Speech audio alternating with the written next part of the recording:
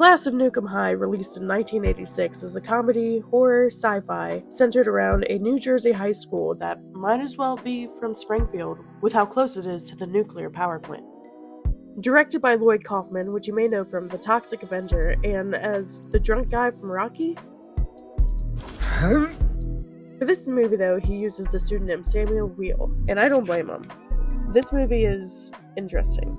Between the obnoxiously loud cretins and the absolute Mickey Mouse Club acting, this one is a bit of a stinker.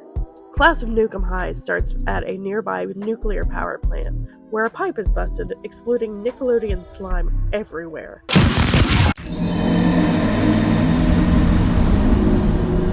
This quickly travels through the pipes to the nearby high school. This sucks for Dewey, your friendly neighborhood 80s nerd character, who gets a giant slurp of the forbidden Baja Blast that causes him to get down with his sickness and burns his face off, in what I will say is a pretty gruesome effect that feels so out of place for a B-movie like this. This kicks off a series of questioning for the nuclear power plant that this guy, who I can only describe as the spider monster from Monsters, Inc., could literally give less of a shit about. I don't give a wet fart what you think.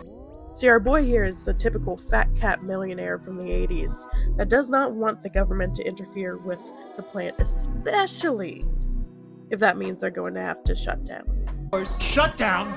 They'll investigate us. The EPA, the NRC, not to mention the PTA for the next 6 years. Are you insane? So they make old Ronnie Reagan proud and cover it up. Then they say, nah, nothing happened. This kid was crazy. I heard he had 2 microwave ovens. So after that tragedy, we're introduced to our main characters, Warren, Chrissy, this comic relief character, and the extra guy. Every good B-movie has an extra guy. They're usually friends with the comic relief character, and they're the ones that make you say, oh yeah, that guy. They usually don't say too much, but they're just kind of there to fill out the picture. However, our extra guy in Nuke High does not shut the fuck up. He's so concerned with whether or not Warren and Chrissy are going to bang that it's borderline voyeuristic. I understand the hub wasn't around, man, but get an imagination and take care of that, will ya? And this is also where the slime concept starts to piss me off a bit, because with Dewey, he was KO'd from the start. But when it dribbles on this bitch, the most that she does is run away. Then we meet the cretins, which, according to this movie, these kids used to be part of the honor society until the runoff from the plant turned them into violent psychopaths. Now take a quick look at your honor society. Now this one. Yours? Them? This is just another example of the nuclear stuff just not making a lot of sense, because these kids aren't mutating / being mutilated like Dewey. And holy shit, let's crank that what the fuck a meter to 11! This one is in literal blackface. At first I wasn't sure if this was what I was seeing, but yeah, that's a white actor. And I don't know what they're trying to do with this whole door knocker situation of a septum ring, but if I have to question whether it's offensive or not, it probably is. But now these guys terrorize the school basically and overprice their bud. $20 by noon today. See, they are the resident drug dealers of the high school, and also weirdly like WWE heels, because look at this. They beat the shit out of a guy and Stone Cold Steve Austin their way through a cake, and carry around a comically large Flintstone dinosaur bone, because, you know, teenagers in the 80s.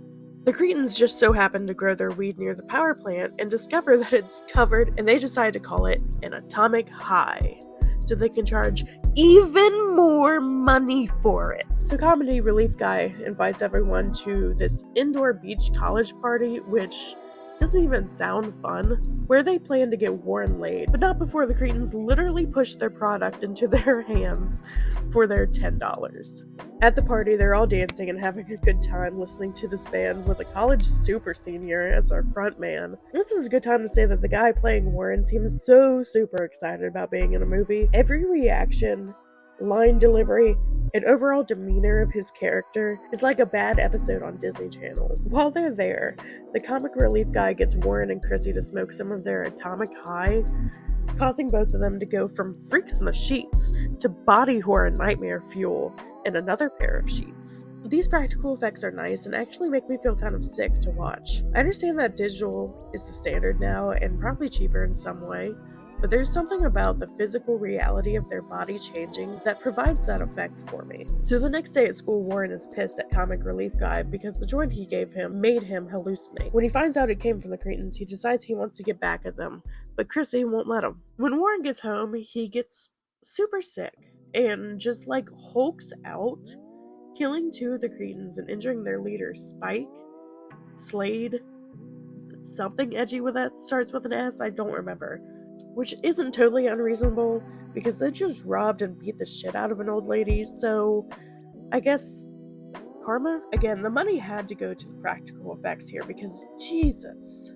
When Spike wakes up and finds his friends dead, he goes back to tell the others, but tells them that he couldn't see who it was, just that it kind of looked like Warren. The next day at school, Chrissy gets sick during cheerleading practice, throwing up a mutant tadpole in the bathroom. The thing that Chrissy threw up travels through the pipes and lands into this vat of nuclear waste that for some reason is in the basement of the school. I don't know. I looked away for a second. When did that get there? At the school, Comic Relief Guy goes to show Warren this giant laser that they now have in the science lab, but they get caught by this teacher when they start shooting it around. While at the school, the cretins start selling more atomic joints for way too much money, but not before Warren can rush in and play Saturday morning Superman. I also love that Spike falls for the head dodge thing twice. Warren then gets overpowered by the cretins, but is saved by the principal. After this, the cretins get expelled and have this put on their permanent record. Meanwhile, at the power plant, people are dropping left and right like flies, while others have begun to sweep the school with their radiation gear. One of the workers tracks himself down to the basement, where the creature is waiting in the barrel of goo. He lets a few loose in there too, causing the worker to investigate, and accidentally drop his mask into the barrel. Nice job, guy. Employee of the month. After a little false out, we finally get our first monster kill after 1 hour into this movie. I know that horror movies aren't just about kill scenes, and that there's other types of horror, but besides Warren having his little episode that never gets brought up again, this monster has done dick all for this movie. Being cut off from their customer base, they blame Warren for their expulsions. So in revenge, the cretins come up with a plan to get Warren by pulling the emergency evacuation alarm while trapping Chrissy inside. Figuring that he'll go in after her, they go to the school and enact their plan. This is where this movie gets fucking bananas, and it has not aged well because they bring assault rifles and a few other guns into the school while they're intimidating the principal. They even gun down the secretary. Oh my god. Given what our unfortunate reality now is in America with gun violence in school, it's just crazy to me that they could not only write this in, but actually film it and keep it in the movie. To be fair, this is an older movie, and we weren't in such a catastrophe of school tragedies, but for an age range that likes to say that teenagers and people in general are influenced by movies, games, and any other violent media, it still is shocking to see it left in. During all of this, the school starts to evacuate, and like they planned, Warren starts running in to try to save Chrissy. As he's running in, the cretins start to ride their motorcycles around their hall, vandalizing everything they come across. In the basement, Warren confronts Spike, where he starts to threaten to cut off Chrissy's nipples. But uh-oh, the mutant monster is back and it has honey mustard for blood. The mutant attacks, killing Charu, which is that person, apparently, while Warren and Chrissy escape. While this is happening, the owner of the plant shows up to investigate what is happening, thinking that everyone is just overreacting. Which, yeah, it is a false alarm. They don't know that the monster is in there, but there is still a very real danger. While chasing Spike, the mutant kills some more cretins, while Warren and Chrissy try to hide out in the science room. But Spike finds them and is about to shoot them when the mutant finally catches up and drags Spike to his death. While trying to get out, the mutant latches on to Chrissy, leaving Warren scrambling for a way to help her, before he remembers the fucking laser that's right next to him. He shoots the mutant with his laser, injuring it so they can escape. While they're escaping, the plant owner comes stomping in until the monster explodes, killing him and destroying the whole school too. Warren and Chrissy have escaped the school, and it's now closed for renovations, giving the students something to celebrate. We then cut to a scene when they're clearing up the debris, to see that the mutant has survived, or is this a new monster? But we won't know until the sequel, because these days, you gotta have a sequel. Class of Nuke 'Em High is a wild movie. It's debatable if it's a so bad it's good movie, because it just feels like it's all over the place, but when you look at it, there's a semblance of a plot. Overall, I guess I'd give it a solid 6 out of 10, just because the acting can get a little grating, and if you're not the kind of person who is okay with watching bad movies on purpose, then it might not be for you. The thing doing most of the legwork for that score too is the practical effects. Shout out to Brian Quinn, who also played the monster, and Scott Coulter, who worked on this movie. If you want to throw it on while you're at a party and just want something that can be watched without paying too much attention to it, or you could even make it into a fun and drinking game with all of its anti-drug propaganda and overall campiness.